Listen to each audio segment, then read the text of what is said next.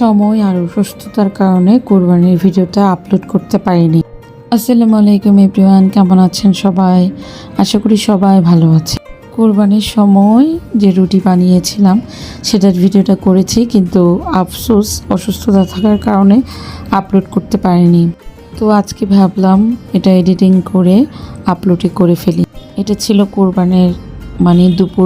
কোরবানির আগে দিনটাই দুপুরবেলা সবাই মিলে বসে আমার যে হেল্পিং হ্যান্ডগুলো থাকে ওরা সব মিলে এই রুটিগুলো বানিয়েছিলাম।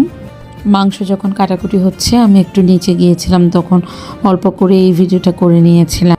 তারপর মাংসগুলো বাসায় আসার পর কেটে কুটে সবগুলো রান্নায় বসার জন্য প্রস্তুত করব। আসলে কোরবান বা ঈদ গ্রাম বাড়িতে যেভাবে মজা হয়, আনন্দ হয়, আমরা যারা বাসা বাড়িতে থাকি আমাদের কাছে আসলে এতটা মজা লাগে না। তারপরও বছরে দুটা ঈদ মনের আনন্দ। আমরা যখন বিয়ের আগে বাবার বাড়িতে ছিলাম তখন আমাদের বাড়িতে কোরবানি হওয়ার সময় আমার মা 25 কেজি চাউলের রুটি বানাতো অলওয়েজ।